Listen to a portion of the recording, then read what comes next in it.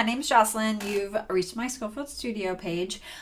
This video answers the question, how do I stay in key? If you're not sure what a key is a specific pattern of notes, and we'll say for right now, the songs that you want to sing all stay in one key. Sometimes they can go to a bunch of different keys, and we're not going to do that. So let's say the key that you want to sing in is C major. So these are all the notes in C major.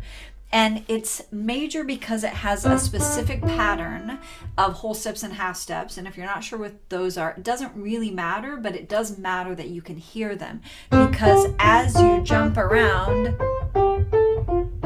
you're jumping around to different notes in the key. So do, sol, mi, la, sol, ti, do, sol, la, fa, mi, re, do, sol.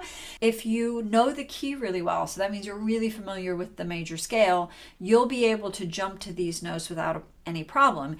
If you're not sure of the major scale and you're not hearing this pattern, and specifically always hearing do, you should always know where do is. You may go to this note, or this note, or this one, or this one, which is out of the key. So the short answer is you have to be sure of the notes that you're singing and that you are staying within the key of the song. The long answer is you have to hear whether the note that's in your head matches the key that you're in. And that, again, all comes down to ear training.